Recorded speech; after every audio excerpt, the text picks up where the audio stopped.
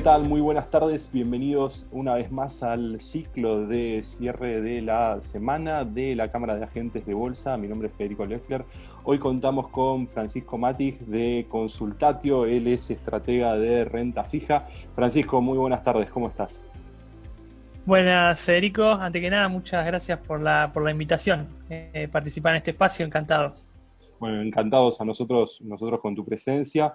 Una semana difícil, una semana rara, sobre todo por esta dualidad que podemos encontrar. Teníamos una primera parte de la semana que veníamos viendo ya desde la semana pasada en cómo se acomodaban los distintos bonos nuevos del canje a sus nuevas cotizaciones y demás, y de golpe nos encontramos con nuevas medidas cambiarias. ¿Cómo vivieron ustedes la semana? ¿Cómo vivió el mercado la semana?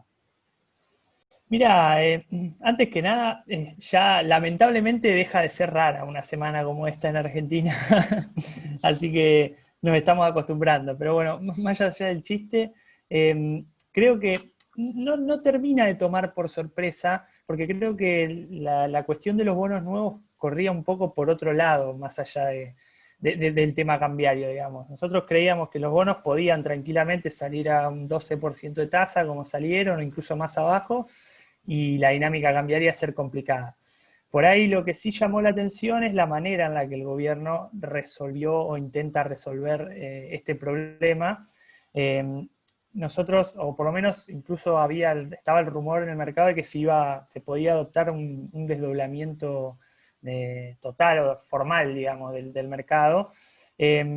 La contra de ese desdoblamiento era que justamente que las compañías no iban a poder acceder a un tipo de cambio más barato y eso las podía perjudicar. Y las medidas que tomaron, que fueron muchas y nos costó mucho procesar, que adoptan lo malo del desdoblamiento, justamente esto de que las compañías no pueden acceder o por lo menos tienen muchas condiciones, sin terminar de adoptar lo bueno, digamos, ¿no? Entonces, la verdad es que fue un sacudón muy fuerte y la verdad es que, la verdad, tiene un poco de sentido lo que pasó. La verdad es que nosotros, por ejemplo, por decirte algún activo en particular, más adelante me vas a preguntar seguro, pero en las acciones para nosotros cambió el panorama. Con los bonos en dólares, si querés, podemos discutir un poco más. Creo que de mediano plazo hay un poco más espacio para ser optimistas, pero en algunos aspectos creo que cambió y de ahora en adelante yo la verdad no veo un escenario donde la dinámica pueda mejorar mucho, digamos, porque creo que por un lado se cortan la salida de dólares por las medidas que tomaron, pero yo creo que por otro lado también van a empezar a mermar de alguna manera, y no te puedo explicar cómo, pero en Argentina esto pasa, a mermar la entrada. Así que, bueno, esperemos ver día a día cómo sigue la dinámica del Banco Central, ¿no?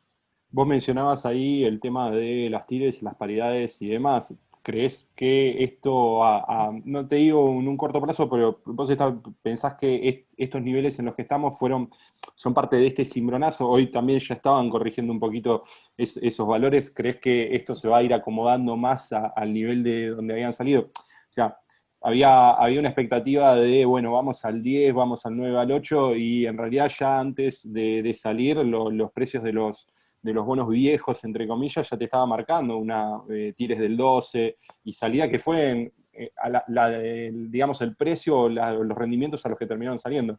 ¿Crees que van a estar volviendo más allá a esos niveles, más allá de esta situación particular? Sí, yo creo que de mediano plazo hay algunos factores, pero de muy mediano plazo, que pueden llegar a ser, que te pueden volver constructivo. Yo creo que el programa con el Fondo Monetario es un factor que te puede llegar a volver constructivo. Y de corto plazo, obviamente, como vos bien decías, creo que tranquilamente podemos ver los bonos más abajo. Esto es una cuestión que puede pasar, digamos, sobre todo también teniendo en cuenta que si el Banco Central empieza a utilizar su poder de fuego en los bonos para controlar la brecha, bueno, va a haber presión bajista en los bonos. Pero de mediano plazo, yo creo que unos rendimientos de 14-15% en dólares, si uno lo compara con lo que es el universo de lo que son los créditos de mercados emergentes, incluso los más malos dentro de ese subgrupo, creo que Argentina tiene espacio para poder, con unas mínimas señales macro razonables, no estoy hablando ni de reformas estructurales, ni reforma laboral, ni nada, señales macro razonables, poder comprimir un poco y tender más a lo que salió, o incluso al 10%, 9%.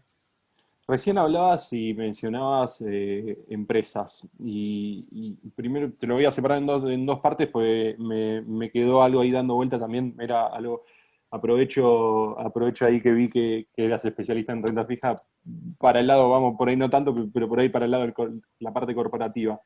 Esto claramente afecta a todo lo que eran ONs en dólares y demás. ¿Cómo lo están empezando a medir ustedes o analizar ustedes de cómo va a impactar en las distintas empresas? Y eso impacta a la misma compañía en sí, debería impactar en los precios de mercado.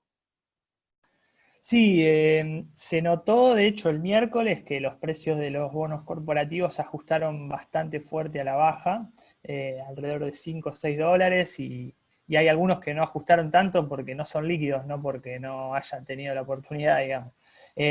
Volvieron un poquitito después, más hacia ahora, hacia viernes, pero claramente cambia un poco el juego, ¿no? Porque, bueno, obviamente que un inversor a la hora de prestarle a una empresa que no puede acceder al mercado único libre de cambios, o mejor dicho, puede acceder, pero tiene algunas condiciones para hacerlo, obviamente le va a pedir un rendimiento mayor.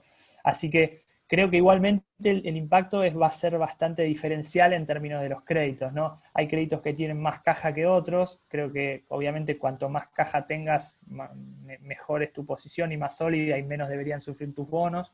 Hay créditos que tienen mayor relación o track record con organismos multilaterales, y la medida esta no afecta a los organismos multilaterales, con lo cual aquellos que puedan acceder a algún crédito de organismo multilateral, bueno, van a verse por ahí favorecidos un poco más. Y obviamente lo de siempre, las compañías que tengan negocios que estén andando, ¿no? Hay compañías que están incluso con negocios que no están andando, así de simple y sencillo. Así que bueno, creo que la dispersión en términos de las valuaciones de los bonos corporativos va a ser mayor ahora, y se abren algunas, más allá de que el impacto es negativo, yo creo que se pueden abrir algunas oportunidades así muy tácticas y puntuales que requieren ver bien el crédito, y hay que estar atentos, simplemente eso, estar atentos a esas oportunidades. Y aprovecho mi segunda pregunta en ese sentido, es ¿algún sector que ustedes estén viendo particularmente atractivo en estos momentos, o por lo menos en los próximos meses?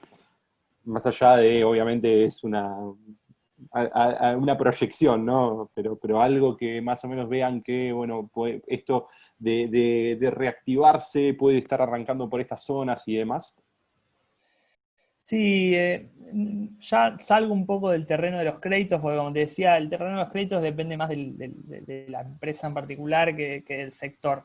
Yendo por ahí, citando a nuestro analista de acciones, Eric Schachter, a él le estaba gustando mucho, por ejemplo, Loma, es un sector de la construcción que se vio con los datos de actividad que se recuperó mucho antes que el resto, que hay algunos que incluso ni se recuperaron.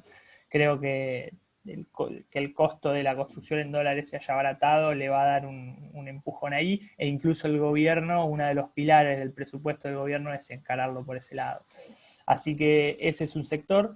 Los bancos también son un sector, nada más que ahí tienen la contra de que las acciones de los bancos en general tienen un beta, o sea, una sensibilidad a la variación de índice mayor, y eso juega en contra, pero en sí los fundamentos del sector bancario no deberían estar tan afectados como sí los de otros sectores, como pueden ser las energéticas o las compañías de consumo.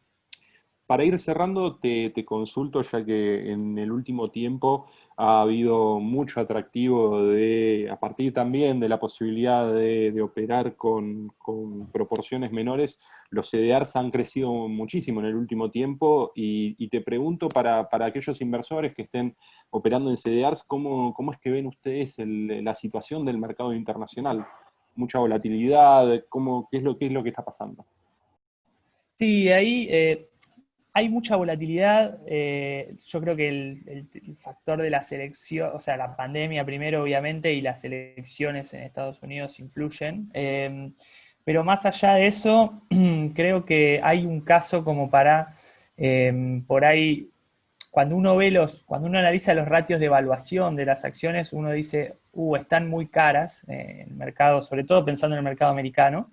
Pero en realidad lo que uno tiene que ver atrás es que en realidad los ratios de evaluación están muy elevados porque las tasas están muy bajas. Entonces, en este contexto de tasas bajas, creo que las acciones cumplen un rol bastante importante y creo que cualquier persona menor a 60 años o 50 tiene que tener algo de acciones afuera.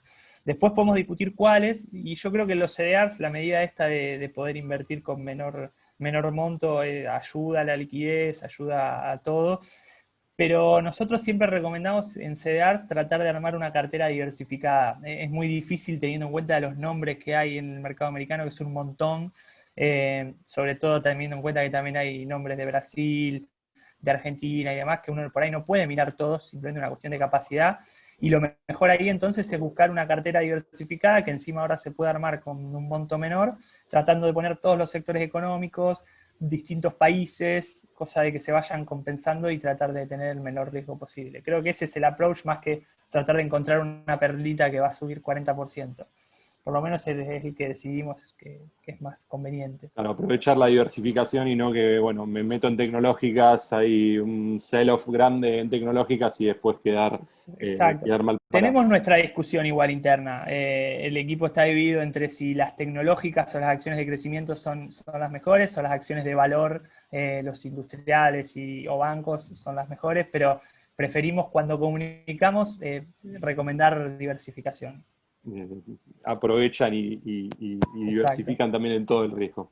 Francisco, creo que clarísimo, te agradecemos muchísimo tu presencia, la verdad que nos suma mucho y cuando quieras y demás estás invitado a volver.